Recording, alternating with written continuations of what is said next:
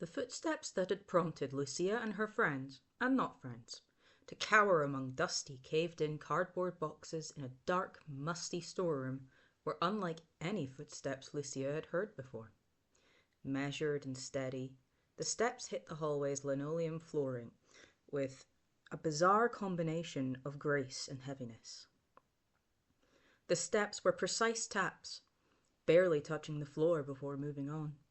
At the same time, the steps were weighty. Each tap created a vibration that juddered the storeroom. That reverberation was a disturbing reminder that just a thin wall separated Lucia and the others from whatever was stalking down the hallway outside the door that Adrian had just locked. "What?" Joel began. Lucia admonished.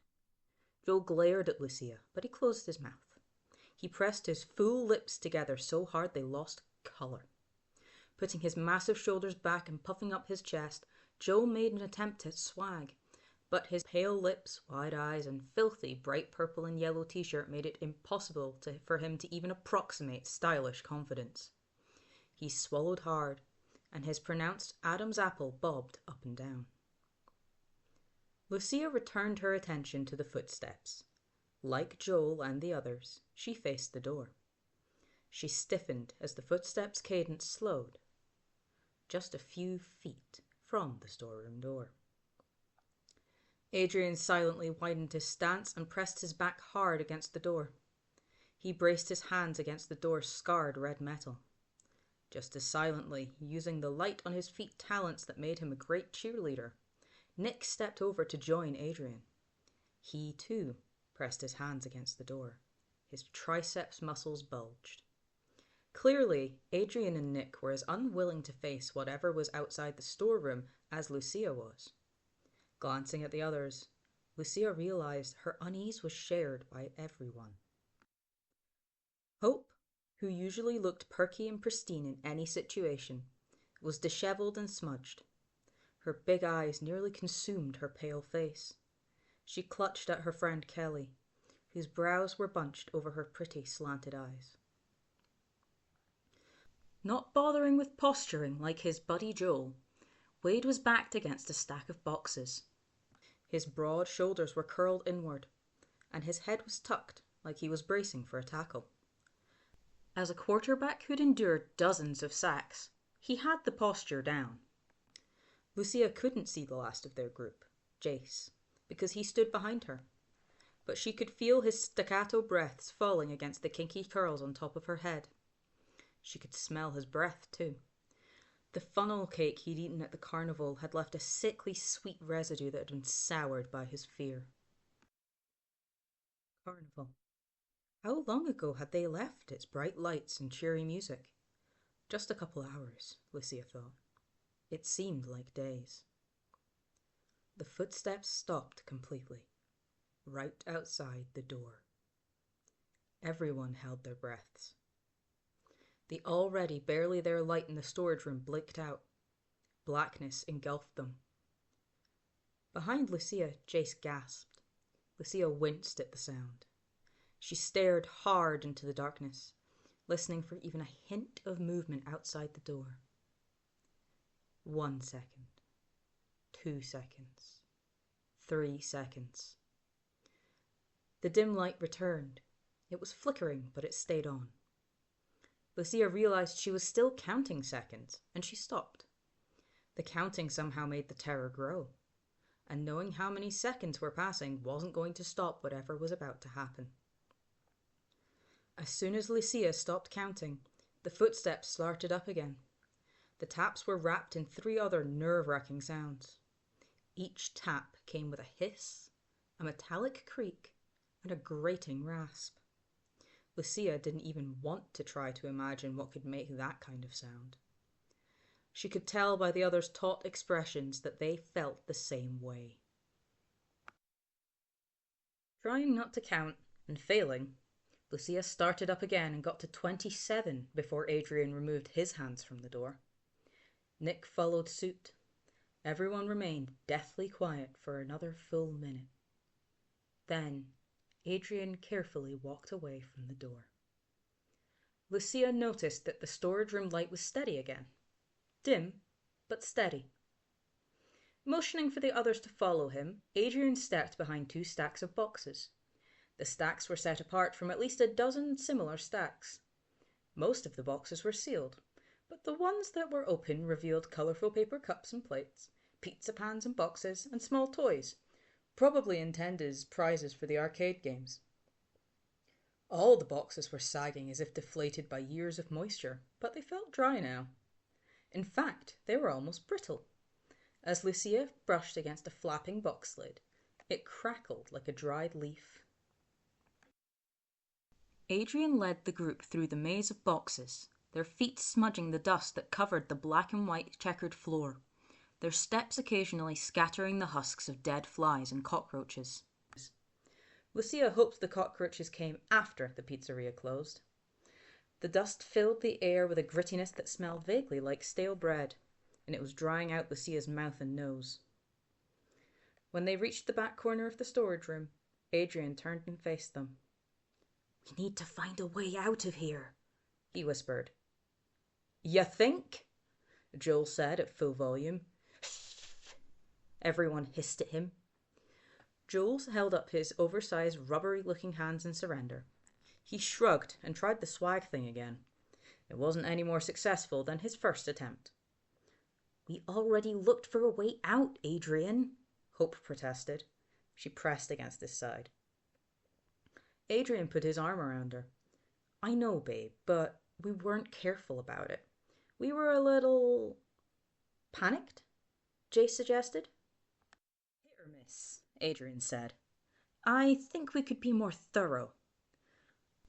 "We could also try harder to get through the barriers we found," Lucia whispered. "If I can't move it," Joel said, again at full volume, "it can't be moved." Joel got another chorus of shh. Lucia rolled her eyes. "We should do a more thorough search for something to pry away the barriers," Adrian said. "And we should look for ways out we might have missed the first time round." No one protested, but no one jumped into action either. Lucia felt the hair on the back of her neck bristle at the very thought of leaving the storage room. "I also think we should split up," Adrian said. "We need to find a way out fast. Searching in 4 teams will speed up the process." Now everyone spoke up. In whispers, with the exception of clueless Joel. They all talked at once. "Is that a good idea?" Lucia asked. She thought it strange that no one was bringing up the elephant in the room. Who, or what, had just walked past the storeroom door? "Me and Wade'll buddy up," Joel said. "I'm with Joel," Wade said. "I'd like to pair with Lucia," Kelly said. "I'm with you, Adrian," Jace said. "I'm staying with you, hon," Hope said to Adrian. "We can team up, Hope," Nick said. Lucia quickly parsed the overlapping words. She blinked at Kelly. Why did Kelly want to partner up with Lucia? Adrian, who apparently had decided he was in charge, but he did it in a non-obnoxious way, pointed at the others in turn. "Hope, go with Nick.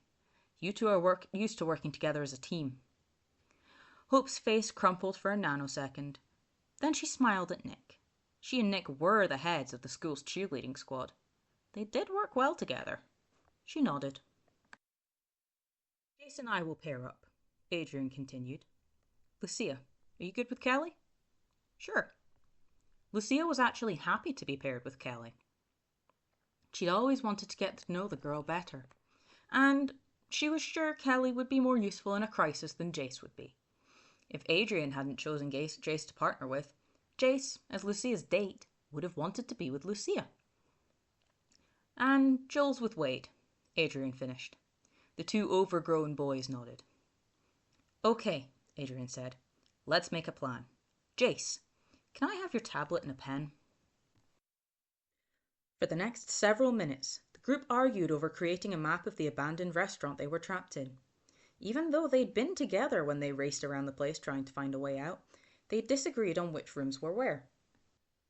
It took a few heated exchanges before Jace finally took the tablet and pen back from Adrian and drew, at almost the speed of light, a detailed map of the dilapidated pizzeria. And of course, because he had an artist's eye, the map was perfect. "Thanks, Jace," Adrian said when Jace handed him the map. "Okay, let's do it this way. Jace and I will take the main dining room, arcade, lobby, and party rooms." "But that's where the body parts are," Jace squeaked. "I've got your back," Adrian said. Jace frowned, but nodded. "Hope," Adrian continued, "you and Nick take the stage, backstage area, and kitchen area." Hope and Nick gave Adrian a similar frown and nod. "Joel and Wade, explore the employees' lounge and the other storage room and the furnace room. Lucia and Kelly, do a thorough search of the main restrooms, the maintenance room, the room that had all those robotic parts, and the office at the end of the front hall." As he talked, Adrian tapped the appropriate parts of Jace's map. When he was done, no one said anything, and no one moved. Jace cleared his throat. He looked up at Adrian. "Are we gonna ignore what we just heard, or what?" Lucia looked at Jace with newfound admiration. Finally, someone was willing to speak about the unspeakable. Adrian rubbed his perfect jaw. His finger rested on the slight indentation in his square chin. After a couple seconds, he said, "Sometimes talking about things just makes them worse." Kelly, surprisingly, spoke up. "I agree. I'm sure we all have theories, but if we get into them, they're not going to help us get out of here. They'll probably just get us all worked out and freaked out. Then we'll be too scared to go out there." She pointed towards the storeroom door. Adrian flashed Kelly his best grin. "Couldn't have said it better.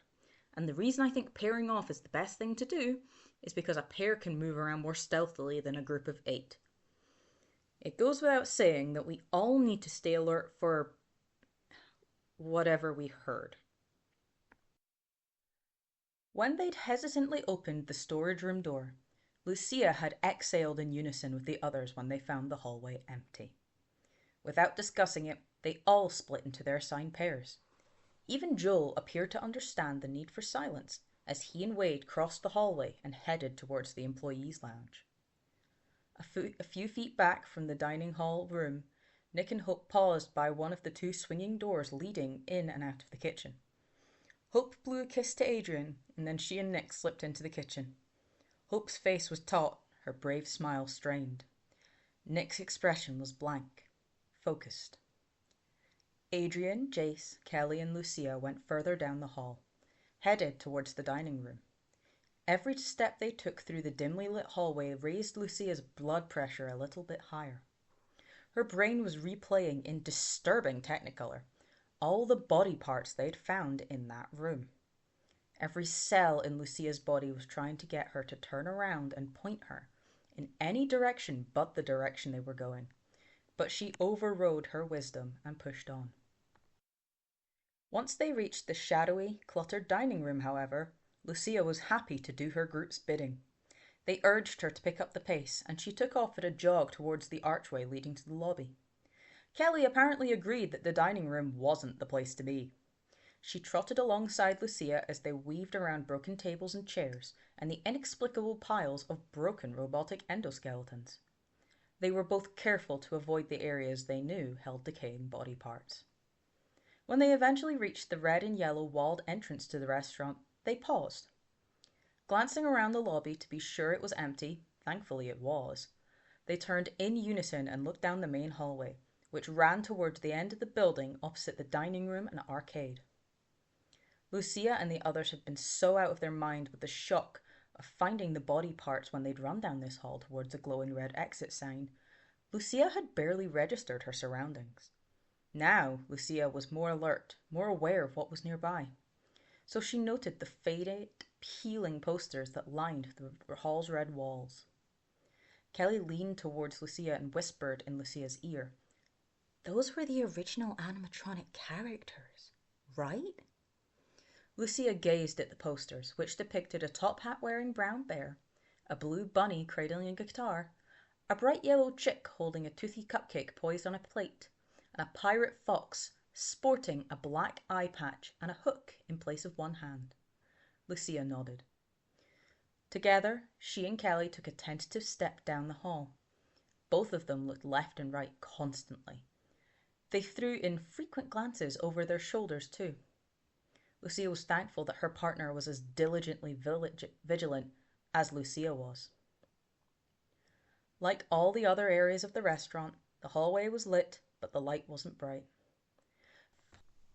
Flickering light bulbs created pockets of pale yellow and murky grey along the checkered floored corridor. Lucia concentrated on the dark doorways that were spaced along the hallway. She remembered from their earlier quick search for an exit, and from Jace's map, that the first two doorways led to restrooms. The next one opened into a maintenance supply room. Beyond that was the robotic parts and service room.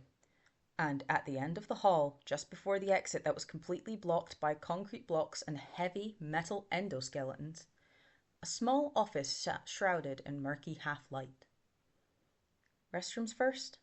Kelly asked. Lucia nodded. Together they walked forward and eased open the soiled yellow door that was marked Ladies. They stepped into a room lined on one side by white sinks stained brown by dirt and dust, and on the other by a row of disconcertingly dark stalls with closed metal red doors. Because the restroom was even gloomier than the hallway, Lucia couldn't see under the stall doors. Anything could have been lurking behind them. Lucia exchanged a look with Kelly, who pointed at the first closed stall door. Together, they took mincing steps towards it. "Yo, dude," Joel said, reaching into one of the black metal lockers lining the back wall of the employees' lounge. "Check this out."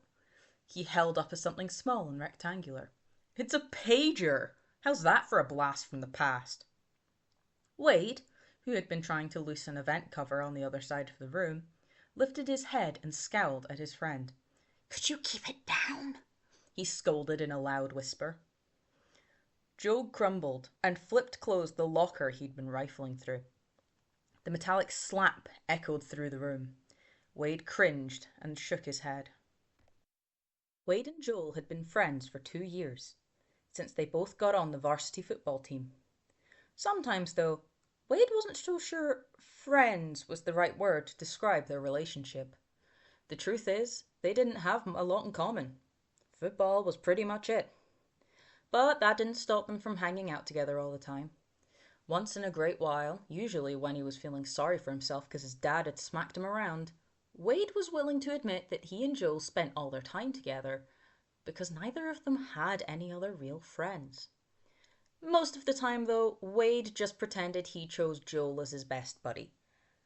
And he put up with his friend's frequent stupidity. Wade wasn't in the mood to tolerate it at the moment, though. He wanted out of this place. "Do you want to try to make some more noise?"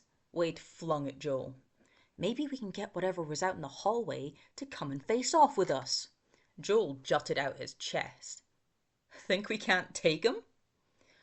Wade sighed and returned to working on the grate cover. He was using his Swiss Army multi-tool screwdriver to remove one of the cover's screws. "You think it's a him?" he muttered as he worked. "Huh?" Joel asked. Wade got the screw out. He just had one more to go before he could push the cover aside and see if the crawl space led anywhere helpful. "What are you doing?" Joel asked. "I want to see where the ductwork goes," Wade said. "Maybe it leads to an exterior event." "Sounds like a long shot," Joel said. Wade bristled. "Think you're going to find an exit in one of those lockers?" he snapped. As soon as he finished talking, he heard a fingernails on a chalkboard-like screech. He whirled and glared at Joe. "What are you doing now?" Wade hissed. Joel, his dark eyes wide, shook his head. "I didn't do nothing," he whispered. Then he pointed at the wall a few feet from where Wade kneeled. "It came from over there, behind the wall." Wade froze. He thought about the sound.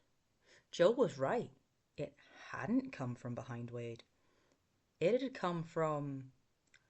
Wade scrambled back from the vent cover. He popped to his feet and looked around the shadowy room filled with overturned tables and chairs. The sound came again, a metal-on-metal scraping sound. It seemed to reach through the wall and carve a path across the room. "You're probably right about the ductwork," Wade whispered, even softer than before. "Let's go check out the other storage room." Joel didn't respond. He turned and trotted out the door. Wade was right behind him. Hope grasped the edge of the heavy velvet stage curtain.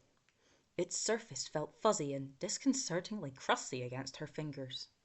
The curtain smelled, too. The stench was acrid, and it didn't do anything to quell the nausea that had been churning in Hope's belly since they'd found the dismembered bodies in the dining room. Some of the ripped-off arms were just a few feet from the stage she and Nick stood on now. Hope shuddered and swallowed bile that gurgled up the back of her throat. She nearly squealed when Nick leaned in front of her and peered into the splotchy shadows behind the curtain. "See anything?" he whispered. Hope concentrated on slowing her galloping heart rate as she shook her head. "Looks like sound equipment and stage props," she whispered. A heavy thud caused Hope and Nick to whirl around. They huddled together, staring across the dining room toward one of the party rooms. A whispered, "Sorry," followed the thud. Both Hope and Nick exhaled pent-up breath. "It's just Adrian and Jace," Nick said. Hope nodded. For the 100th time since she and the others had split up, she wished she was with Adrian. She also tried to ignore the hurt feelings that had eaten at her since Adrian had chosen Jace as his partner. Sure, Jace was Adrian's best friend, but Hope, after all, was Adrian's girlfriend.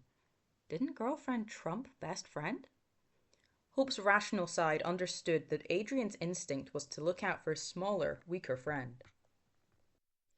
He'd been doing it since he was a toddler, but it still rankled that Adrian's protective instincts placed Jace above Hope. When they got out of this awful place, if they got out of this awful place, Hope and Adrian were going to have a long conversation about their feelings and his priorities. Good relationships required communication. They needed to talk out their hurts, instead of letting them fester. "Come on," Nick whispered, interrupting Hope's righteous indignation. "There might be an exit behind those wardrobes over there. We didn't look back here very thoroughly when we were running around trying to find a way out earlier." Hope shook off her petty jealousy and looked in the direction of Nick's pointing finger. Nick was right. 3 large costume wardrobes stood shoulder to shoulder towards the rear of the backstage area. It made sense that there might be a door leading to a loading dock or something back here. Nick stepped ahead of Hope and began striding towards the wardrobes. Hope started after him, but then she stopped. A sharp tingle between her shoulder blades spun her around. She knew that sensation. She got it when she felt like she was being watched.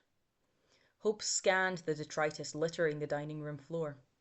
Trying not to look too hard at the scattered body parts, she searched the shadows for movement. When she didn't see anything, she stepped through the curtain opening and dropped the curtain behind her. It was a relief to let go of the stiff fabric. The curtain swished across the stage floor when Hope let it go. The movement sounded like a long, dry-throated sigh. The motion that created a breeze, too. The air current disturbed a cluster of dust bunnies that wafted across the dusty wood floor. Hope took a couple of steps. She stopped again. The prickling feeling between her shoulder blades was now skimming down her spine and radiating throughout her body. It wasn't directional, she realized. Whatever her body was aware of wasn't necessarily behind her, but it was close by. "Nick," Hope whispered. "Be careful." Nick turned and winked at Hope. That's the word of the hour, for sure. He was right, and he was being nice. Telling him to be careful was no more helpful than telling him to breathe. They'd been nothing but careful since they'd split up from their friends. As they'd searched the kitchens, opening all the cabinets in the hope that one might be connected to a hidden corridor that led to an exit, they'd never gotten more than a couple of feet apart. And without agreeing to do so, They'd stepped so lightly that their movement was nearly soundless. Hope shook her head. "Sorry, I'm just..." Nick backtracked and took Hope's hand. The warmth was familiar and welcome. She squeezed his hand to let him know she was glad he was here. In truth, and in spite of her hurt feelings, Hope was glad to be paired with Nick. Hope and Adrian made a great couple, but they didn't yet have the connection Hope had with Nick. She and Nick had been cheerleading together for 3 years. They'd never considered being a couple. Their link wasn't romantic. But they got each other. They were in sync. Nick was like the brother Hope didn't have. "I get it," Nick said. "I'm scared too." Hope met his warm brown eyes and took comfort in his familiar rounded features. She nodded. "Okay, let's see what's behind the wardrobes." Together they stepped through the tall black painted cabinets. As they did, the wood floor creaked, and one of the cabinet doors fell open. Hope sucked in her breath and tightened her grip on Nick's hand. They both froze. Several seconds passed. Nothing inside the wardrobe moved. Nick chuckled and gestured at the floor.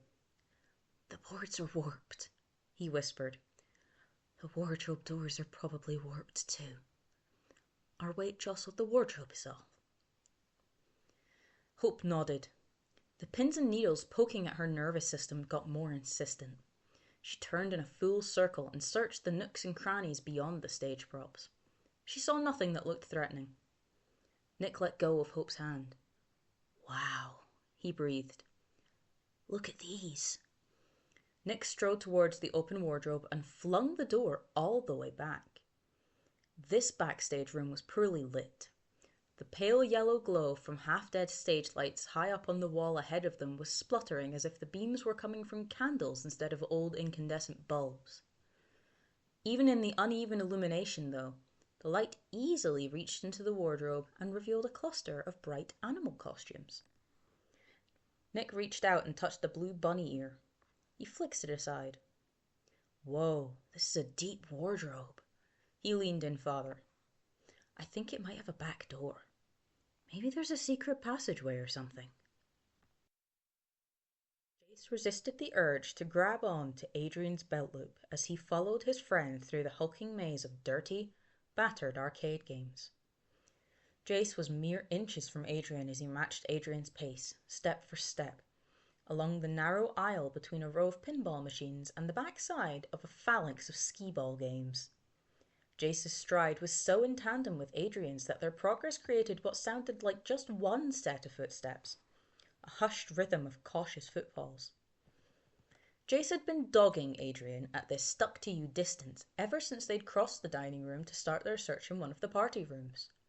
He'd basically become an extension of Adrian, moving with him in unison as they prowled past long party tables, shoved aside boxes of party favors, and poked at vent covers in an attempt to find an exit they'd missed before. Unfortunately, neither party room revealed a way out of the building. So now they were trying to find a boarded-up window or a crawl space in the arcade area. It was a testament to Adrian's patience that he hadn't told Jace to back off. Jace knew that. But he couldn't help himself. He couldn't remember ever being this frightened. And that was saying a lot. Scared was Jace's middle name. Not really, but it might as well have been. He'd spent most of his life in a state of perpetual anxiety. Not that he wasn't entitled to his constant jitters. Being raised by a couple of obsessive perfectionists who didn't appreciate having a nerdy artist as a son was enough to make anyone jumpy. On top of that, Jace couldn't seem to look and act like his peers. That made him a target for bullies and regular kids alike, even though his best friend was one of the popular kids. Adrian's friendship protected Jace to an extent, but it didn't make him bulletproof. A muffled clank that sounded like it had come from the stage, or near it, brought Adrian to an abrupt stop. Jace ploughed into Adrian with an audible "oof." Adrian turned and put a finger to his lips. Jace nodded, but his breathing sounded ridiculously loud. He held his breath and listened. knew her body was trying to warn her, but because her body didn't speak in words, she didn't fully understand what it was trying to tell her. Therefore, the warning didn't come in time. Hope didn't realize the extent of the danger until Nick was suddenly seized by something unseen. Something that yanked him so far into the wardrobe that he disappeared behind the faux fur costumes. Nick! Hope started towards the wardrobe, blood pounding in her ears. She only took 2 steps before the costumes churned and Nick shot back into view. Nick! Hope breathed in relief. Nick stumbled away from the wardrobe, his gaze locked on Hope. She met his eyes, which were bulging and jittery. What? Hope began. Nick emitted the most deranged chuckle Hope had ever heard. He looked down. My arm is gone. His tone was dispassionate, empty of life. Hope shifted her gaze from Nick's arm to his torso and immediately wondered how she could have failed to see it right away. Nick's arm was gone. Hope opened her mouth to scream. She never got the sound out. Behind Nick, the costume seethed. Almost faster than Hope could process the movement, metal hands speared through the costumes and encircled Nick's throat. Hope was transfixed, unable to move, even to breathe. The problem was that her brain couldn't compute something that was so not part of the world she knew. In Hope's world, blackened metal skeletons enmeshed in tangled black wire protruding from segmented joints and pumping pistons didn't move with lightning speed. In Hope's experience, stripped-down robots with the rectangular-shaped black skulls didn't leer with protruding, glowing white eyes above a gaping hinged mouth filled with huge white teeth. And in Hope's universe, sharp metal fingers didn't twist off a head with a wet snap as if it was a bottle's lid. When Hope saw the torn remains of Nick's neck, though, she found herself in this new, appalling reality. And it annihilated her.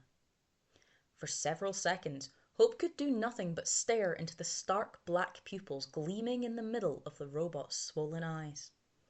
The eyes were set in metal squares and separated by a vertical swollen metal nodule that swept up to the top of the robot's skull, creating a narrow dome-like frontal bone. This part of the robot's cranium was filthy, spotted with rust-colored stains that Hope's mind vaguely processed as dried blood. The robot's intense gaze mesmerized Hope, even as her brain fought to process the creature's existence and the bright red blood that gushed between the articulated fingers at the end of its massive metal arms. In those few seconds, time slowed down so much that Nick's head seemed to tumble, over and over, endlessly, as it headed towards the stage floor. Hope was mesmerized by the sight of Nick's lifeless staring eyes, there and then gone, replaced by a lock of Nick's thick brown hair, slick with his blood. Then the eyes again, and then the stark white of Nick's brainstem jutting past the ragged edges of his skin at the jawline. Rotating and falling, Nick's head arced towards the floor, and then it hit the wood with a sickening, sloppy thunk. That's when Hope's brain rebooted. This time it was able to get across her body's message. Run! Just as the robot took a step towards her, Hope screamed, and then she took off. Lucia and Kelly were on their way back down the main hall. Although their mission to find a way out of the pizzeria had failed, they both were in better spirits than they'd been when they started their search. They were even starting to joke with each other. Maybe you should ditch Hope and hang out with me, Lucia said, as they left the office that had teased them with an opening to some large ductwork, but then thwarted with them when they managed to get the vent cover off, only to discover that the ductwork was blocked by a chunk of concrete just a few feet from its opening. No one, not even Joel, was going to get past that. I appreciate the way you think a lot more than she does, Lucia continued.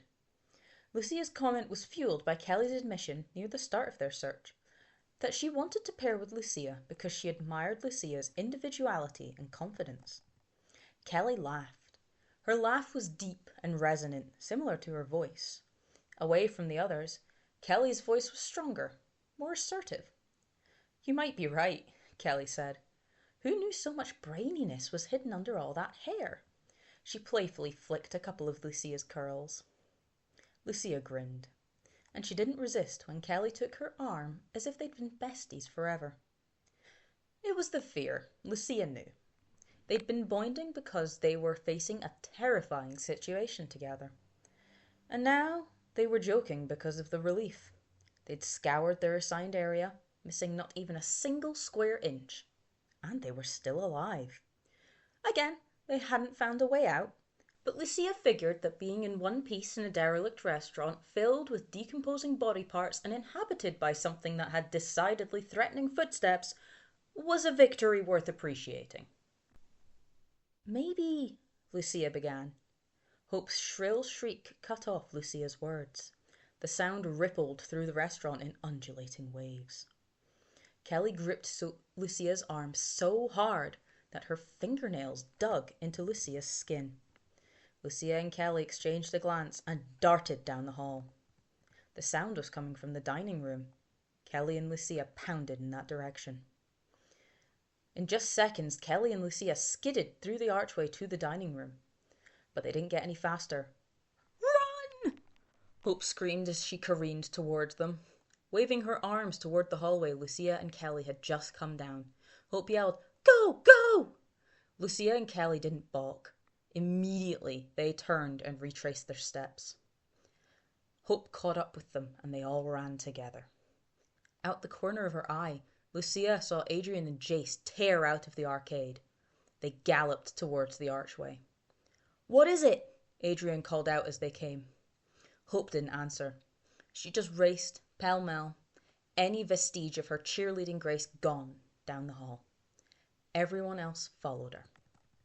When they were just a few feet down the hall, Joel and Wade surged through a doorway on the left side of the hall, opposite the door to the office. They thundered toward the rest of the group. "What the hell?" Joe bellowed as they came. Hope skidded to a stop outside the men's restroom. She looked around wildly. Her face was so white it was practically translucent. Her eyes were red. Tears streaked her smudged cheeks. When she spotted Adrian, Hope cried out and lunged for him. She threw herself at him, and he wrapped her in his arms. "Shh," Adrian soothed. "Shh, it's okay. Tell me what happened." Hope said something, but the words were so entangled in hiccuping sobs that they weren't decipherable. Her chest heaved as she pressed against Adrian as if she could disappear into him. Lucia rotated to be sure nothing was coming down the hall towards them from either direction. Then she looked at the others. She frowned. Where's Nick?" Lucia asked. Hope let out a wail, and her legs went out from under her. Adrian caught her and lifted her, cradling like a baby. Hope began babbling again. Everyone leaned in to try and understand her. Lucia's stomach roiled. Tremors cascaded through her body, chilling her, and they brought with them a miserable knowing that she tried to deny. The denial lasted not even half a second. In that time, Hope's words took form. "He's dead," Hope burbled. "Nick's dead." Everyone exchanged disbelieving looks. They all looked up and down the hallway. "What?" Joel began, but Adrian cut him off. "We can't stand out in the open like this." As if to affirm his statement, a long grinding noise resonated through the building. Its origin was impossible to determine. It seemed to come from everywhere at once. "Come on," Lucia said. "The parts and service room is filled with metal parts. If we hide in there, we can find something to use as a weapon." Adrian, his face hard, nodded once. As a group, they all scurried down the hall towards the open doorway to the parts and service room. It took only seconds for all of them to rush through the door. Wade was the last one through. He immediately slammed the door and locked it. As soon as he did, Hope spoke. "I'm okay," she said. "I can stand." Adrian gazed at her with concern, and he set her down. She gripped his arm, but she remained upright. As soon as they were locked in the room, Lucia regretted her decision. Yes, the room was filled with metal that could be used as weapons, but the room was also creepy in the extreme. Its lighting, already spotty when Lucia and Kelly had explored it earlier, was now flickering as if struggling to stay on. The overhead bulb's unsteady illumination did little to relieve the room's spook factor. Crammed full of animatronic suits and robotic endoskeletons, the room was set up like a beauty shop for robots. It contained 3 metal chairs complete with clamps. The chairs could have doubled for torture devices. The chairs were flanked by a couple of workbenches strewn with robotic parts. The suits, rigid and upright, stood around the periphery of the room, making it appear as if a dozen or so Freddy Fazbear characters were surrounding them. Lucia knew that the suits were empty. She and Kelly had checked them all. None of them contained the endoskeletons necessary to animate them. Still, the suits' staring white eyes and open mouths looked way too lifelike. "What happened to Nick?" Adrian asked. The timbre of his words was calm and soft, as if he was pacifying a cornered animal. Hope responded to his soothing demeanor. Licking her lips, she blinked a couple times. Then she started talking in a flat tone, her words slow and measured, seemingly emotionless. But Lucia knew the emptiness was a facade. Emotions Hope couldn't process yet bubbled below her stiff recitation of the facts. "We were looking through the curtains, in the flickering room," Hope said. "Nick thought there might be a hidden exit at the back of some wardrobes. I was nervous something didn't feel right, but I didn't say anything. Then it came out of the wardrobe. It shot out so fast that it didn't seem real. It took his arm, and then it took him by the neck. It grabbed his neck. It ripped his head off." When Hope stopped speaking, the only thing Lucia could hear was the combined sound of everyone's breathing. Hope had stopped crying. Her face was slack. She was staring at one of the endoskeletons. Hope was in shock. Obviously. "What was it?" Jace asked. His voice cracked in the middle of the question. "It was big and metal and shiny and black," Hope said. "A skeleton, but not a skeleton. Awful eyes, massive teeth, filthy, covered in dried blood." Everyone frowned at her. Kelly reached out and took Hope's hand. "Hope, we don't understand. Can you tell us more?" Hope shook her head, but she pointed. They all turned and looked at one of the endoskeletons propped against the wall. "It was that, only bigger," Hope said. Lucia stared at the endoskeleton. Then she turned and looked at all the animatronic suits. Her heart lurched up into her throat. Hope kept staring at the endoskeleton. As she did, her breathing quickened, and she began to back away from it. Lucia kept looking at the animatronic suits that surrounded them. She was sure that everyone could hear the throbbing of her heart, which sounded to her like a huge bass drum being pounded faster and faster and faster.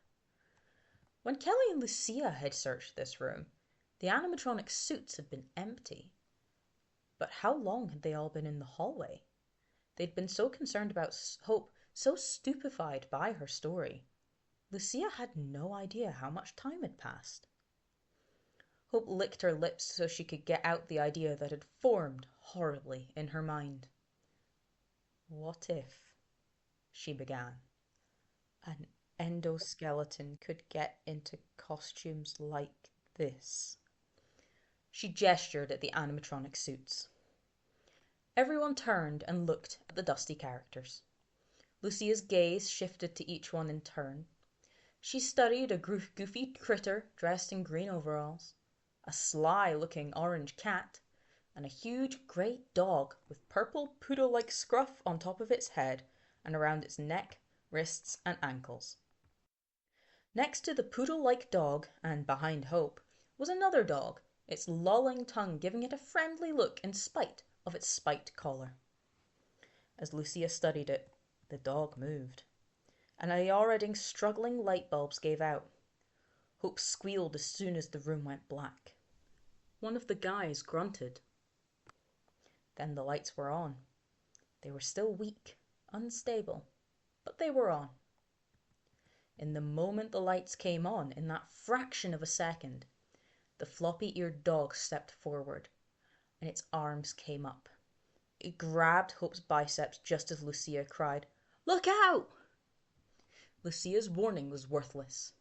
By the time she got the words out, the thing in the suit had already torn Hope's arms from her body. Hope shrieked so loudly that her scream felt like it was coming from inside Lucia. The sound was an endless keen of indescribable pain and shock. It careened around the room, assaulting them with the desperate finality of what was happening. As the scream coursed around them, the homicidal thing grabbed Hope's torso, flipped her upside down, and wrenched her legs free of her hips. Hope's scream crescendoed to an impossibly high octave, and it continued to drill into Lucia's ears as the Freddy thing once again inverted Hope's body before grabbing her head and wresting it from her neck. The screaming stopped abruptly. In the sucking silence that followed, Lucia noticed wet warmth on her face and arms. She felt the stickiness that was gluing her shirt to her body. She looked down. She was drenched in Hope's blood, and so was everyone else. For 2 long seconds, no one moved. They all stared at the carnage that used to be Hope. Adrian's eyes were locked on the vacant gaze of Hope's disembodied head. Then Kelly took Lucia's hand. "Come on!" she shouted. Lucia stumbled as Kelly tugged her towards the door. There they fell into Joel, who was scrabbling to get the door unlocked. Behind them, the heavy tapping footsteps that were now all too familiar started their way. Lucia wanted to cover her ears so she couldn't hear the hiss and rasp that paired with the taps. Joel got the door open, and he tore through it. The others scrambled after him. They bolted, as one, down the hall.